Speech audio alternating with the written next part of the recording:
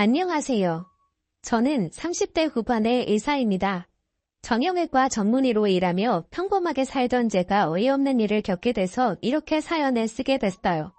사연을 쓰려고 돌이켜보니 참 드라마처럼 별일을 다 겪었다는 생각이 듭니다. 학창 시절에도 일탈 한 번 한 적 없던 제가 이런 황당한 일에 휘말리게 될 줄 누가 알았겠습니까? 그래서 인생은 오래 살고 볼 일이라고 하는 것 같네요. 일생의 화근은 성품 고약한 아내라고 하더니 제 인생의 화근을 몰고 온 사람은 예비 아내였던 사람입니다. 믿는 도끼의 발등 아주 제대로 찍히고 말았죠. 의사라고 하면 배울 만큼 배웠을 텐데 왜 믿는 도끼의 발등을 찍혔나 싶으시죠? 저도 뉴스나 신문을 보면서 사기당하는 사람들은 다 멍청해서 당한다고 생각했어요. 그런데 사기치려고 작정한 놈을 누가 당하겠습니까? 제가 예비 아내를 만나게 된 건 운명 반우연 반으로 만나게 됐습니다. 그때는 지금의 모습을 상상도 못할 만큼 단아하고 조신했던 사람이었어요. 그날은 친구와 선술집에서 힘든 하루를 한 잔 술에 털어내고 있던 날이었습니다. 그때 같이 술을 마셨던 친구는 유독 여자를 좋아하던 친구였어요. 자주 가던 선술집에 앉아 둘이서 대화하며 술을 마시고 있는데 친구가 옆 테이블을 의식하는 듯 보였어요. 전 조용히 술이나 마시고 가자고 했지만 친구는 이미 옆에 있던 여성분들에게 합석하자며 말을 걸고 있었어요. 처음에는 친구를 말렸는데 옆 좌석에 있던 예비 아내와 처음으로 마주치게 됐습니다. 예비 아내의 첫인상은 단아하고 조신했고 수줍게 웃는 모습이 매력적이었어요. 그렇게 둘이서 즐기던 술자리가 내기서 마시는 자리로 변했습니다. 술을 마시다 낯선 사람과 합석을 하게 된 건 처음이라 어색하기만 하더라고요. 친구는 그런 분위기를 풀며 대화를 시도했고 저도 용기 내어 예비 아내에게 말을 걸었죠. 저희 다 괜히 친구분과 술 마시는데 방해한 건 아닌가 모르겠네요. 아니에요.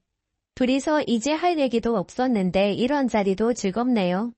저의 말을 들은 예비 아내는 수줍게 웃으면서 대답했어요. 그날 넷이서 앉아서 술도 마시며 즐거운 대화를 나누게 됐습니다. 처음 본 사이인데도 대화는 물 흐르듯 자연스러웠고 선술집의 영업 종료 시간까지 떠들게 됐습니다. 선술집을 나와 집으로 가기 전 저는 용기 내어 예비 아내에게 번호를 물어봤죠. 예비 아내는 제가 번호를 물어보자 흔쾌히 자신의 번호를 알려주며 연락하라는 말까지 남겼습니다. 그날 이후 저희는 따로 만나는 횟수가 늘었고 자연스럽게 연애를 시작하게 됐어요. 이렇게 관계가 발전할 수 있었던 건 대화가 너무 잘 통했기 때문이죠. 저희는 오랜 시간 알고 지낸 사이처럼 서로 통하는 게 많았습니다. 그 당시 예비 아내는 동대문에서 옷가게를 운영하고 있었어요. 사실 서로 너무 다른 업종에서 일하고 있어서 안 맞는 부분이 조금은 있겠다 싶었죠. 하지만 예비 아내는 항상 저를 먼저 생각해 주면서 배려를 해주는 사람이었습니다. 게다가 연애 1년 차쯤에는 저희 집 부모님 생신도 챙기기까지 했어요. 너무 바빠서 어머님 생신을 당일에 알게 됐던 적이 있었는데 선물을 어떤 걸 드려야 하나 고민이 많았습니다. 그런데 이런 제 고민을 듣자 예비 아내는 씩 웃으며 제게 말하더군요. 요즘 바쁜 것 같길래 내가 미리 어머님께 어울릴 만한 옷 좀 사봤는데 직접 준비한 것처럼 드려. 그럼 엄청 좋아하실 거야. 와우, 언제 이런 걸 다 준비했어. 정말 고마워. 요새 바빠서 날짜 가는 줄도 몰랐어. 지난번에 오늘 어머님 생신이라고 식당 예약하는 것 같길래 혹시 몰라서 준비했는데 이렇게 잘 쓰일 줄 몰랐네. 이렇게 예비 아내는 작은 것 하나 놓치지 않고 챙겨주는 사람이었어요. 이런 사람을 늦은 나이에 우연히 만날 수 있다는 게 저는 너무 꿈만 같았죠. 정말 인연이라는 게 있다면 예비 아내와 저는 운명이라는 생각까지 들게 만들 정도였습니다. 저는 예비 아내를 놓치고 싶지 않다는 생각까지 들었고 연애가 1년 반 정도 됐을 무렵 프로포즈를 했어요. 예비 아내는 눈물을 가득 머금고 제 프로포즈를 거절했습니다. 평소 싸움 한 번 해본 적 없는 사이라 예비 아내에게 왜 결혼을 망설이냐고 물었어요. 그랬더니 예비 아내는 제게 이렇게 말하는 겁니다. 나도 결혼하고 싶지. 그런데 우리 집 가진 재산도 없고 하나뿐인 딸 시집 간다고 챙겨줄 게 있는 집도 아니야. 지금 결혼하기에는 내가 너무 가진 게 없어. 부족한 건 살면서 채워가자. 내가 잘할게. 앞으로 사는 동안 당신이 부족하다는 생각 들지 않도록 내가 노력할게. 우리 같이 노력해서 채워나가자. 저는 두려워하는 예비 아내에게 같이 노력하자며 손을 내밀었고 예비 아내는 제 손을 잡으며 고맙다며 눈물을 보였습니다. 그 이후 저희는 결혼 준비를 하게 됐어요. 부모님은 예비 아내와 결혼을 한다는 말에 진심으로 기뻐하셨습니다. 이렇게 부모님이 환영했던 이유는 연애하는 동안에도 예비 아내가 저희 부모님께 진심으로 잘했거든요. 그리고 얼마 뒤 예비 아내와 저희 부모님께 인사를 드리기 위해서 식당으로 갔습니다. 저희 어머니는 저와 예비 아내를 보자 한박 웃음을 지으며 말씀하셨어요. 우리 예비 며느리 이렇게 보니까 더 곱네, 더 고와. 예비 아내는 저희 어머니의 칭찬에 수줍게 웃으며 감사하다고 인사를 드리며 자리에 앉았습니다. 저희 아버지도 화기애애한 분위기 속에 이런저런 질문을 하셨어요. 한창 분위기가 무르익었고 저희 아버지는 예비 아내를 보며 말했습니다. 혹시 결혼 준비하다가 부족한 게 있으면 나한테 편하게 말해. 결혼식은 신부가 행복해야지. 감사합니다. 저는 소박한 결혼식도 좋아요. 이렇게 좋은 시댁이 생긴다고 생각하면 너무 설레고 기뻐요. 부모님께서는 예비 아내의 형편이 좋지 않다는 걸 알고 계셨고 혹시나 예비 아내가 돈 때문에 하고 싶은 걸 못하게 될까봐 미리 배려해주며 말씀하셨습니다. 하지만 연애를 1년 반 정도 하는 동안 한 번도 다툰 적이 없었는데 잦은 싸움을 하게 됐어요. 원래 한 번도 안 싸운 커플도 결혼 준비하면서 많이 싸운다고 하죠. 그런데 예비 아내는 그동안 제가 알던 모습과는 사뭇 다른 모습으로 싸움을 만들었습니다. 예비 아내는 저희 부모님을 만나서 인사도 드렸고 이런저런 이야기를 했지만 저는 예비 처가댁을 한 번도 보지 못했어요. 그래서 저는 이대로 차일피일 예비 처가댁과 인사를 나눌 수 있는 자리를 미루는 예비 아내에게 날을 잡고 물었습니다. 저는 예비 아내에게 예비 장인어른과 장모님이 바쁘시면 예비 처가댁으로 가서 인사드리자고 했어요. 그런데 아내는 정색을 하면서 제게 이렇게 말하는 겁니다. 인사를 왜 꼭 집에서 하려고 내가 적당한 식당 알아볼게. 남이 우리 집에 오는 거 별로 안 좋아해. 오래된 빌라 와서 허름하고 불품도 없고 결혼할 사이인데 남이 어딨어. 그런 거 상관없으니까 집에서 짧게 인사만 드리자. 글쎄 싫다니까 밖에서 인사드리면 못하는 것도 아니고 그냥 적당한 식당 알아봐서 예약해. 제 설득에도 예비 아내는 절대 안 된다며 정색을 하며 말하더군요. 아무리 집이 허름하다고 해도 평생 안 갈 것도 아니고 왕래하며 지내야 할 텐데 왜 저렇게 싫어하는지 이해할 수가 없었습니다. 결국 저는 예비 아내 집 근처에 있는 식당에서 예비 장인어른과 장모님을 뵐 수 있었어요. 곧 죽어도 싫다는데 억지로 집으로 갈 수도 없으니 깔끔한 식당을 예약할 수밖에 없었습니다. 그렇게 처음 뵙게 된 예비 장인어른과 장모님은 예비 아내와 닮은 얼굴이 아니었어요. 세상 모든 자식들이 부모와 쏙 빼닮은 건 아니니까 대수롭지 않게 넘겼습니다. 그런데 예비 장인어른과 장모님은 아내에 대해 모르는 게 많으신 것 같았어요. 대화를 하던 중 예비 아내가 운영하는 옷가게 이야기를 하게 되는데 예비 장모님께서 이렇게 말했습니다. 우리 딸이 홍대에서 옷가게를 한다고 많이 바쁜 것 같더니 언제 이렇게 의사사위를 데려왔어? 저는 예비 장모님의 말에 의아한 표정을 지었고 예비 아내는 당황한 목소리로 수습했어요. 엄마 나 동대문에서 장사하잖아. 홍대는 예전에 하던 곳인데 헷갈렸구나. 아 그렇지 그랬지. 내가 이렇게 정신이 없다니까. 예비 장모님은 당황한 표정으로 예비 아내와 맞장구를 쳤고 저는 단순히 헷갈릴 수도 있겠지 이렇게 생각했어요. 그런데 정말 이상했던 건 이게 끝이 아니었습니다. 저는 어렵게 뵙게 된 예비 장인어른과 장모님께 상견례 날짜 언제가 편하겠냐며 말을 꺼내는데 두 분 다 어리둥절한 표정으로 저를 바라보기만 하시는 거예요. 그때 예비 아내가 당황한 목소리로 말했습니다. 나중에 천천히 하자. 부모님이 워낙 바쁘셔서 나랑 다음에 얘기해. 사실 상견례 때부터 해야 되는데 예비 아내는 이런저런 핑계로 상견례 날짜를 정확히 잡지 않았습니다. 그래서 결국 저는 예비 장인어른과 장모님을 뵙고도 상견례 날짜를 잡지 못했어요. 하지만 이후에도 상견례 날짜는 잡기 어려웠고 예비 아내는 제게 이렇게 말했습니다. 고향에 할아버지가 아프셔서 우리 부모님 당분간 지방에 가셔야 될 것 같아. 그냥 날짜는 시어머님이랑 아버님 의견에 따르자. 저는 예비 아내의 말에 의아했지만 일이 생겼다니 어쩔 수 없이 저희 부모님들께서 나를 잡아주셨어요. 주변에 먼저 결혼한 친구와 이 상황에 대해 이야기를 해봤는데 주변에서는 날짜 잡는 걸로도 많이 싸우는데 차라리 그게 좋은 거라며 말하더군요. 그래서 저는 차라리 이게 나은 건가 싶었어요. 그래서 그냥 그러려니 하고 넘어갔죠. 하지만 이건 시작에 불과했어요. 심지어 예비 아내는 제가 모르던 사람으로 견해만 가는 것 같았습니다. 처음에 저희가 결혼을 준비할 때 예비 아내는 가진 게 없어서 결혼식도 작게 해야 될 것 같다며 걱정을 하곤 했어요. 저도 처음에는 돈으로 너무 스트레스를 받는 것 같길래 한 번뿐인 결혼식이니까 분수에 맞게 기본적인 건 챙겨가며 하자고 했습니다. 그때부터 예비 아내는 작정이라도 한 사람처럼 결혼 준비를 위해서 이것저것 다 하기 시작했어요. 어느 날 갑자기 병원에서 일하고 있는데 예비 아내는 신이 난 목소리로 이렇게 말했습니다. 아는 언니가 결혼할 때 다니던 피부관리샵 지금 결혼식 한 달 앞둔 사람들은 할인해준대.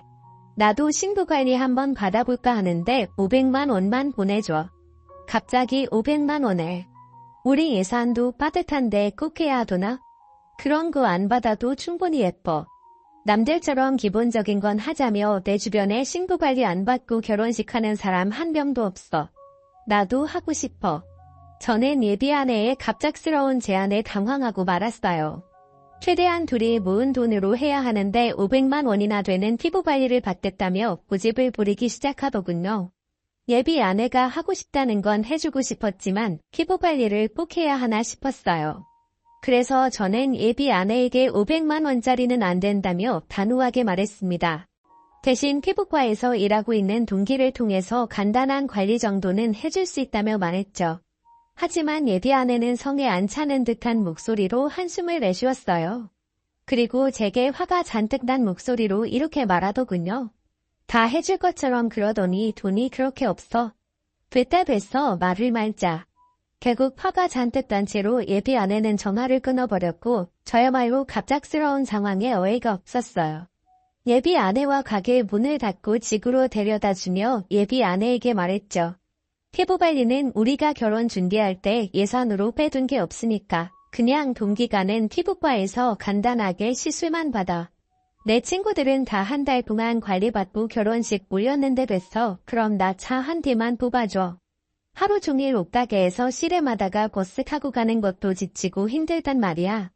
저는 예비 아내가 하는 말이라고는 도무지 믿을 수가 없었어요. 검소하고 착했던 아내가 남들처럼 결혼하겠다고 노골적으로 원하기 시작했습니다. 더 이상 참을 수 없던 저는 예비 아내에게 이렇게 말했죠. 내가 최대한 남들처럼 결혼식 준비하려고 예산에서 빠듯하게 하고 있는데 정말 너무한 거 아니야? 아직 상견례도 못했는데 무슨 차를 해달라는 거야. 순서가 뭐가 중요해. 어차피 같이 살다 보면 차도 살 거 아니야. 미리 좀 사는 게 어때서. 설마 차 살 돈도 없어? 기가 막힐 노릇이었습니다. 결혼식 준비도 다 못했는데 살다 보면 차를 살 거 아니냐며 차를 사달라는 게 말이 된다고 생각하시나요? 저는 예비 아내에게 차는 나중에 생각하자고 말했고 예산으로 정해둔 금액 외에는 절대 안 쓰겠다며 말했습니다. 그런데 예비 아내의 만에는 저것에서 멈추질 않았어요. 일하던 중 아버지께 전화가 왔길래 받아보니 황당한 소리를 저에게 늘어놓으셨어요. 예비 아내는 저희 아버지에게 전화해서 이렇게 말했다고 하더군요. 며느리 사랑은 시아버지가 주신다는데 저 차 좀 사주세요. 어차피 결혼하고 애 키우려면 여자도 차가 꼭 필요하더라고요. 그리고 아는 친구도 결혼할 때 차 정도는 받았다는데 저도 자랑하고 싶어요 아버님. 아버지는 갑작스러운 예비 아내의 요구에 나중에 임신하면 이야기하자며 애들로 말하고는 전화를 끊었다고 하셨어요. 너무 창피하고 죄송스러워서 아버지께 사과를 드렸고 제가 예비 아내와 상의하겠다며 말씀드려야만 했었죠.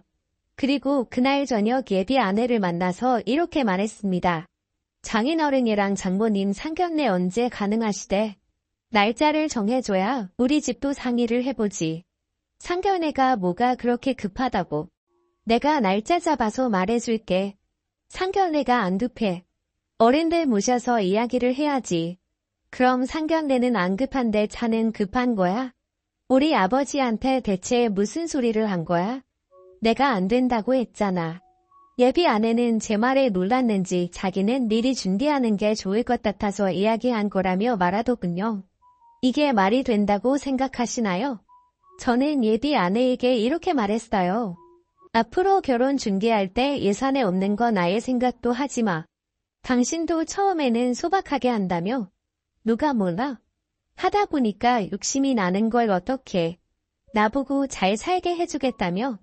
같이 노력하자는 거지 누가 이렇게 뜯어가라고 했어? 나한테 돈 맡겨둔 거 아니잖아. 적당히 우리 수준껏 좀 하자. 예비 아내의 심정도 이해는 갔지만 그냥 두면 점점 더 큰 걸 요구할 것 같아서 단호하게 말했습니다. 하지만 제가 이렇게 말한다고 예비 아내가 순순히 받아들였을까요? 제가 단호하게 말한 날 이후부터 예비 아내의 태도는 180도 달라졌어요. 갑자기 같이 점심을 먹자며 병원에 온다길래 지난번 일이 미안해서 온다고 생각했습니다. 그런데 사람이 돈에 미치면 답도 없다고 하죠. 제가 보기에 그 당시 예비 아내는 돈에 환장한 사람 같았어요.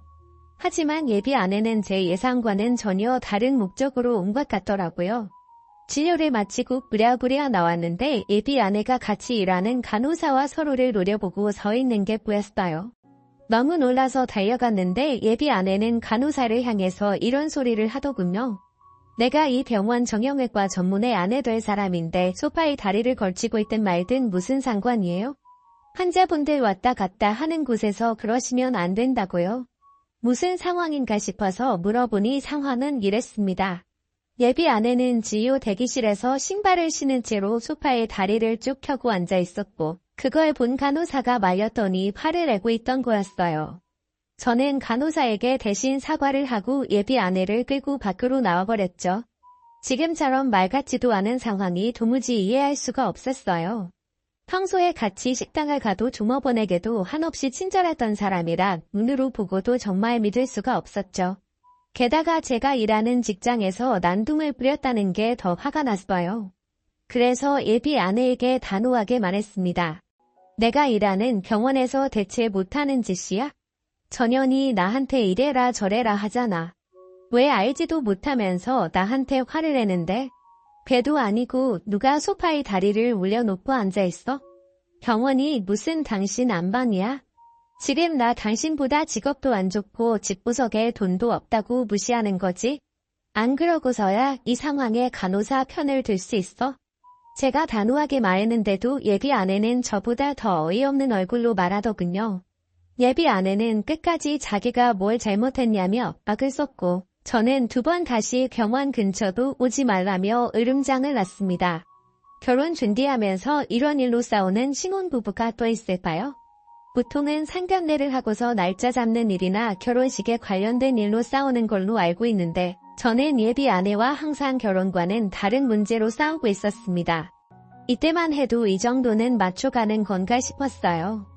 그러던 어느 날이었습니다. 예비 아내가 저의 어머니와 둘이서 저녁을 먹기로 했다며 신이 나 있는 거예요. 그동안 예비 아내의 행동이 내심 불안했지만 평소에도 저의 어머니는 예비 아내와 친하게 지냈던 사이라 그러려니 했습니다. 하지만 불길한 예감은 현실로 나타났어요. 일을 마치고 집으로 갔는데 저의 어머니가 아버지와 큰 소리로 싸우는 것 같았습니다. 그래서 안방으로 가보니까 어머니와 아버지가 문 얘기를 하며 싸우는 것 같더라고요. 저는 자라면서 어머니와 아버지가 싸우는 모습을 단 한 번도 본 적이 없는데 그날따라 두 분이 문으로 싸우는 게 이상했어요. 제가 아버지를 말리며 무슨 일로 싸우시냐고 물었더니 아버지는 화를 내며 말하셨어요. 투자를 해본 적도 없는 사람이 무슨 투자를 한다고 2천만 원인 하겠다는 거야? 진짜 확실한 정보라는데 우리가 듣고도 안 하면 손해보는 거잖아요. 누가 그렇게 확실하다는데? 투자 한 번 해본 적도 없는 당신이 알 정도면 온 동네가 다 알겠지? 어머니는 평소 투자에 전혀 관심이 없으셨는데 그날따라 투자를 하겠다며 2천만 원이나 달라고 하는 겁니다. 저도 너무 이상해서 어머니께 집요하게 물어봤죠. 어머니께서는 한참을 대답을 못하시다가 안절부절하며 말하셨어요. 아니 오늘 며느리 될 애랑 밥 먹는데 걔가 확실하다고 자기 부모님도 투자해서 돈 벌었다면서 알려주길래 그리고 친구들은 시집가면서 명품 가방 다 받았다고 말하는데 돈이라도 벌면 하나 사줄 수 있나 싶어서 그렇지. 저는 예비 아내에게서 단 한 번도 투자 관련 이야기를 들어본 적이 없는데 갑자기 어머니 투자 정보를 들었다고 하니까 기가 막힐 노릇이었어요. 게다가 명품 가방 이야기까지 꺼냈다니 어이가 없더라고요. 이게 어딜 봐서 소박한 결혼 준비라고 느껴지시나요? 그래서 어머니께 제가 알아보겠다고 말씀드리고는 절대 하지 말라고 말렸습니다. 계속된 선택에 어머니도 수긍하셨고 일단락됐죠. 저는 방으로 가서 바로 예비 아내에게 전화해서 이렇게 말했습니다. 우리 어머니한테 무슨 투자를 말한 거야? 장인어른이랑 장모님 이야기는 뭐야 또? 아, 우리 부모님이 이번에 투자해서 돈 좀 버셨길래 내가 추천해드렸어. 내가 내일 처가댁 가서 장인어른이랑 장모님이랑 얘기 좀 해봐야겠다.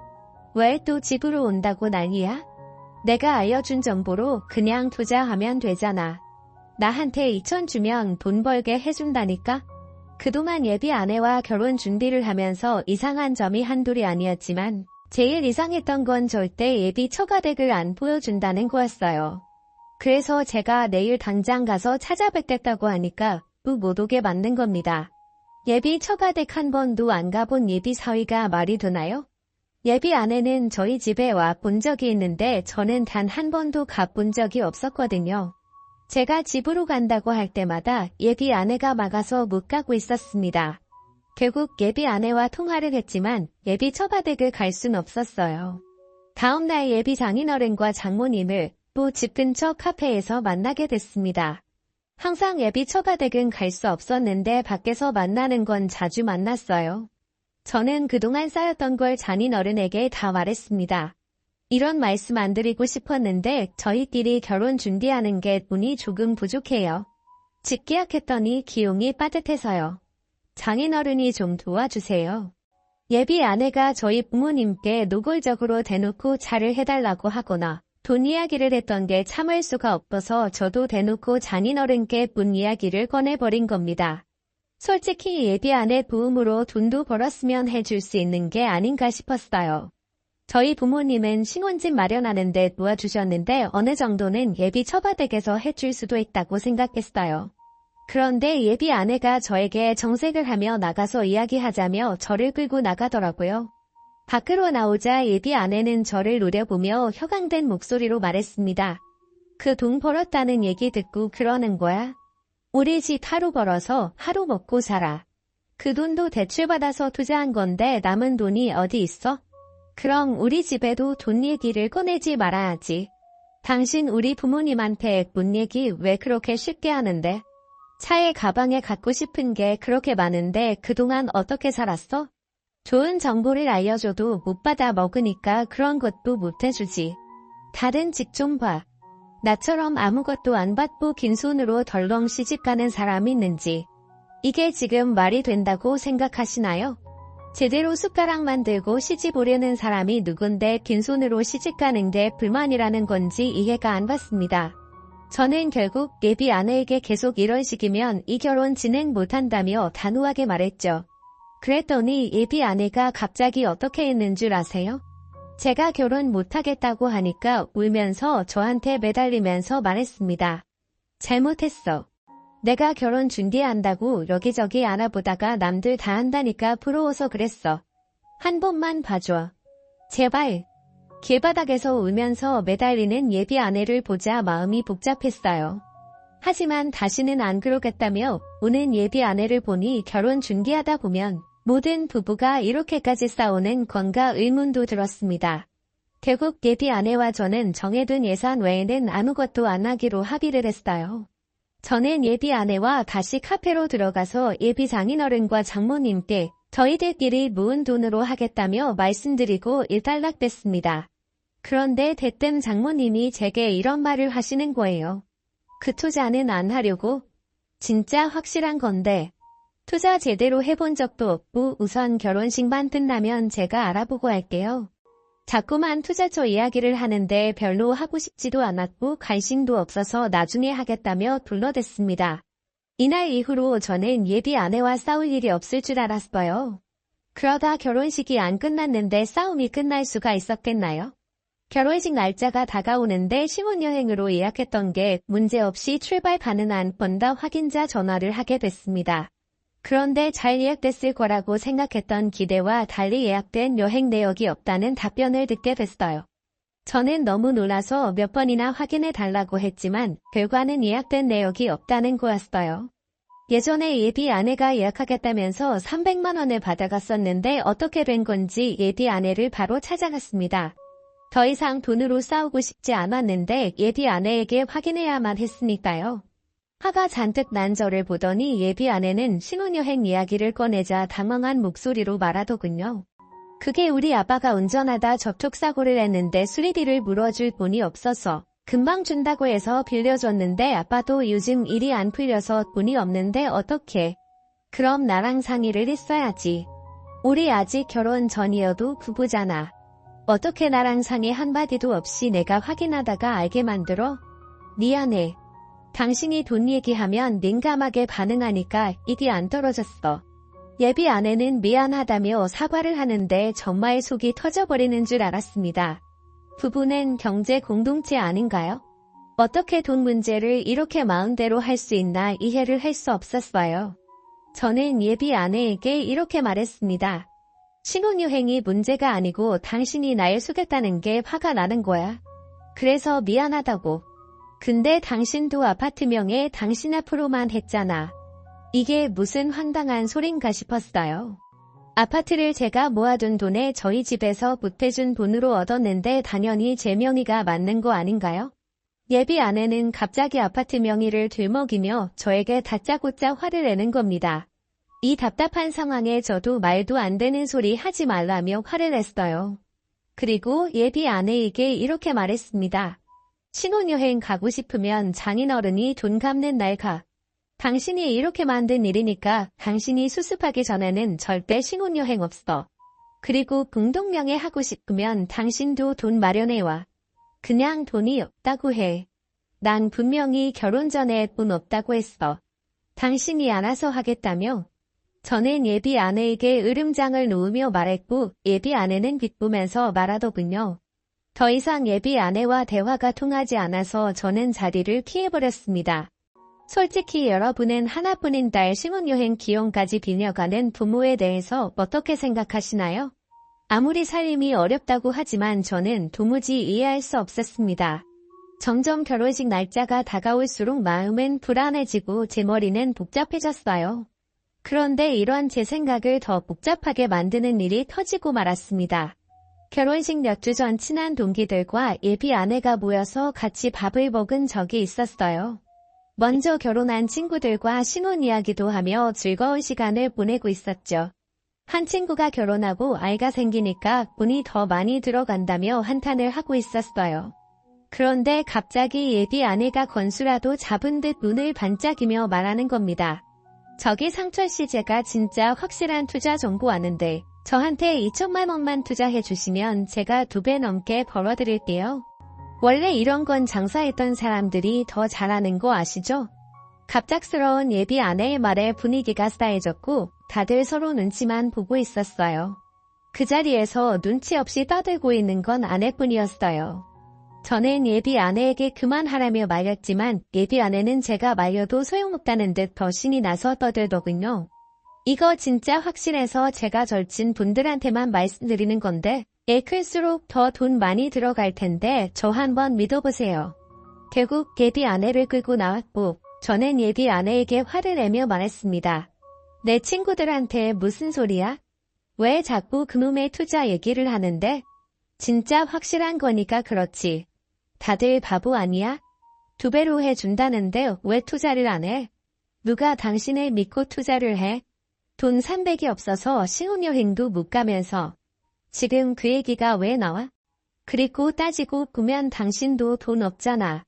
그러니까 나 차도 못 사주고 가방도 못 해주고 남들은 피부 관리도 갖고 간다는데. 당신이야말로 그런 거 받을 능력도 안 되는 사람인데 뭘 바라는 건데? 권수 잡은 사람처럼 눈에 쌍심 지켜고 달려들지 말고 제발 좀 가만히 있어. 예비 아내에게 제발 가만히 있으라며 화를 내고 다시 들어왔어요. 그런데 예비 아내가 화장실 간 사이 친구 하나가 저에게 이렇게 말하는 겁니다. 내 와이프, 내가 일하는 병원 직원들한테도 투자 이야기 한다더라. 모른 척 할까 했는데 오늘도 이렇게 투자 얘기할 줄 몰랐어. 내가 좀 말려봐. 저러다가 사고 치면 너도 손해야. 저는 친구의 말에 더 생각이 복잡해졌어요. 이런 여자와 결혼을 해야 되는지 말아야 하는지 답답할 따름이었습니다. 그래서 저는 집에 오자마자 전화로 파혼을 하자고 화를 냈죠. 나 당신 같은 여자랑 도저히 결혼 못하겠다. 허혼해. 너 때문에 내가 얼굴을 댈 수가 없어. 내가 잘못했어. 난 정말 좋은 뜻으로 말한 거라고. 다시는 안 그러게. 정말 마지막으로 믿어줘. 나 당신 없으면 이 세상에 살아갈 이유가 없어. 부탁이야. 전 결국 예비 아내의 구구절절한 외침에 마지막으로 한 번만 더 기회를 주기로 했습니다. 하지만 그냥은 용서해주지 않았어요. 다음 날 만나서 각서를 쓰게 했죠. 다시는 그렇게 하지 못하도록 안전장치를 만들어 놓기로 한 거였습니다. 1. 가족들과 지인들에게 다시는 투자 권유하지 않을 것. 2. 모든 경제권은 남편인 내가 관리할 것. 3. 친정의 허락 없이 돈 보내지 말 것. 4. 한 번이라도 부부간의 신뢰를 깨는 일을 할 경우 이유 불문하고 남편의 말에 따를 것. 이렇게 각서에 도장까지 받았습니다. 정말 마지막으로 믿어보기로 한 거죠. 하지만 사기꾼들은 괜히 사기꾼들이 아니더라고요. 결혼식 당일 기뻐야 될 날이었는데도 괜히 심란하더군요. 그런데 예상치 못한 일이 제 결혼식에서 벌어지고 말았습니다. 결혼식 당일 나름대로 마음을 가다듬으며 씩씩하게 신랑 입장을 마쳤어요. 그리고 뒤이어 신부 입장이 시작됐는데 예비 아내가 중간쯤 걸었을 때 어디선가 비명소리가 들렸습니다. 내 인형.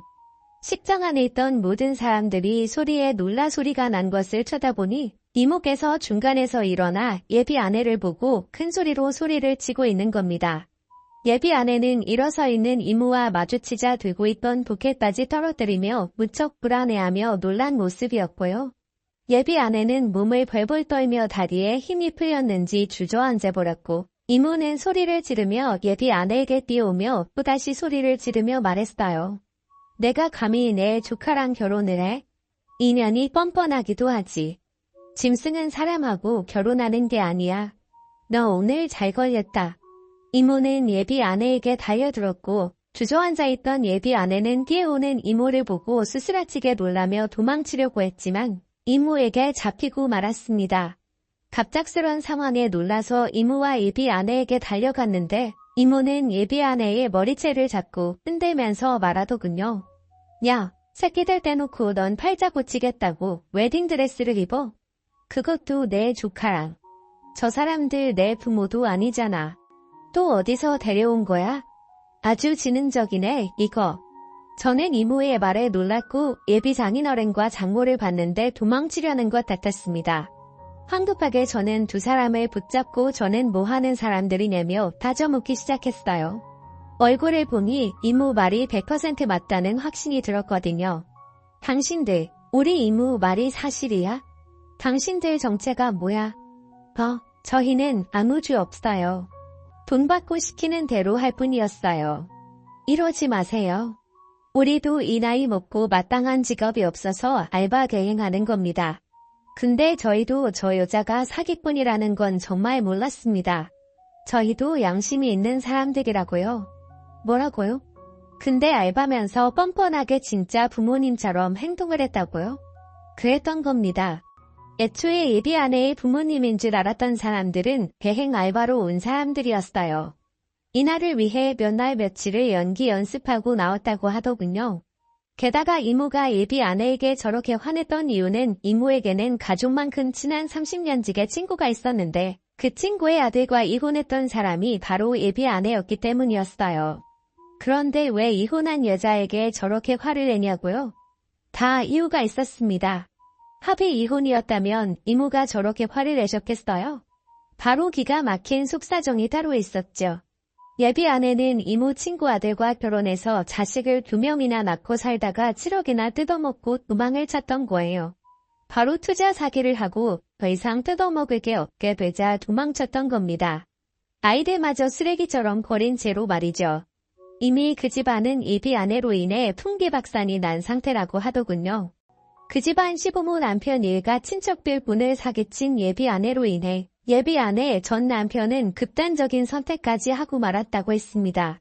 다행히 목숨을 건지긴 했지만 그 후유증으로 인해 거의 폐인이나 다름없는 생활을 하고 있다고 했고요. 정말 그 이야기를 듣는데 기가 막힐 일이었어요. 더 이상 제 눈에는 아내로 보이지 않았고 더러운 쓰레기로 보일 뿐이었어요. 전 울분을 통하며 예비 아내에게 가서 말했어요. 너 뭐 하는 년이야? 너 대체... 그래서 그렇게 투자하라고 내 주변 사람들을 쑤시고 다녔던 거야? 여보, 잘못했어. 이거 다 오해야. 내가 다 설명할게. 제발. 예비 아내가 저에게 여보라고 하자 이모는 더 화난 목소리로 사기꾼 연애등을 때리며 말했습니다. 자식들 버리고 돈 좀 뜯어먹었으니까 멀쩡한 의사 만나서 팔자 좀 고치고 싶었어? 내가 그러고도 인간이야? 이 똥물에 튀겨 죽여도 아까우려나? 그 돈 다 어디다 썼어? 다 뱉어내. 아줌마, 이거 좀 놓고 말해요. 이거 폭행이에요. 폭행. 그래, 폭행. 같이 경찰서 가서 어디 잘못 제대로 가려보자. 결국 예비 아내는 신고를 받고 출동한 경찰한테 붙들려서 경찰서로 연행되고 말았어요. 저는 어안이 벙벙했고 그동안 의심스럽던 게 다 사기였구나 생각이 드니까 소름이 돋았습니다. 결혼식장에 있던 저는 경찰서로 끌려간 그 여자에게 이렇게 말했어요. 그래서 내가 처갈 때 좀 가자고 하면 그렇게 정색을 했구나. 아예 내 부모가 아니었으니까 집도 있을 리가 없었겠지. 내가 정말 속이려고 했던 게 아니라 나 정말 당신 사랑했어. 말 같지도 않은 소리 하지 마. 그렇게 돈 타령을 하더니 아주 돈에 미쳐 살아라. 그제야 그동안 왜 그렇게 투자 이야기를 하면서 어머니와 친구들 그리고 저희 겸원 직원들에게까지 집착하듯이 말을 했는지 이해가 가더라고요. 저는 사기꾼에게 평생 그렇게 살라는 말을 하고 나와버렸습니다. 살면서 경찰서를 이런 식으로 오게 될 줄은 정말 몰랐어요. 게다가 현모양처감이라고 생각했던 여자가 사기꾼이었을 거라고 누가 상상이나 했겠습니까? 갖다 잘못하면 정신나간 사기꾼이 깔아둔 판에서 아무것도 못하고 발목 붙잡힐 뻔했던 겁니다. 정말 하늘이 도왔다는 생각까지 들더라고요. 제 결혼식이 이렇게 될 거라고 상상이나 했겠습니까? 소식을 들은 예비 아내의 전남편과 그 가족들은 미친 사기꾼을 사기죄로 고소했어요. 나쁜 년, 너 잘 만났다. 우리가 너한테 그렇게 잘해줬건만 자식 새끼들도 버리고 야반도주를 해. 내가 그러고도 사람이야. 너 하나 때문에 우리 가족 풍비박산 났어. 어떻게 책임질 건데? 아이, 돈 갚으면 되잖아요. 당신들이 이자 많이 준다고 하니까 투자했으면서 이제 와서 왜 난리예요? 별꼴이야 정말. 뭐야? 너 같은 년은 도저히 안 되겠다. 그래도 우리 손주들 애미라서 진심으로 반성하고 뉘우치면 용서해줄 생각도 있었는데 넌 아무리 봐도 이 사회에서 아예 매장을 시켜야겠어. 사람하고 짐승하고 무슨 차이가 있는 줄 아니? 짐승은 먹을 것만 주면 무슨 짓이든 하지만 사람에게는 양심이라는 것이 있어서 자신이 잘못하면 뉘우칠 줄 아는 게 사람이야. 이 말은 넌 짐승보다 못한 년이란 말이야. 두고 봐. 내 죄 끝까지 내가 물고 늘어질 테니까. 이모의 친구분, 그러니까 예비 아내 전시모는 그날 이후 모든 증거들을 모아 고소를 진행했고 결국 사기죄가 인정돼 교도소에 들어가게 됐습니다. 본인이 정말 감옥에 들어간다는 사실을 알고 나서야 뒤늦은 후회와 잘못을 빌기 시작하더군요. 하지만 그때는 이미 늦은 때였습니다. 아무도 예비 아내를 위로해준 사람이 없었고 모든 사람이 차가운 시선을 보낼 뿐이었어요. 결국 파혼을 하게 된 저는 속이 다 후련했습니다. 이런 여자와 100년 가약을 맺을 뻔했으니 지금도 아찔하기만 합니다. 정말 옛날 조상님들이 하시는 말처럼 사람은 죄를 짓고 살면 발 뻗고 못 잔다는 말이 틀린 말이 하나도 없더라고요. 지금 전 예비 아내는 교도소 안에서 반성하며 살고 있을까요? 제게 조금이라도 미안한 마음을 갖고 있을까요?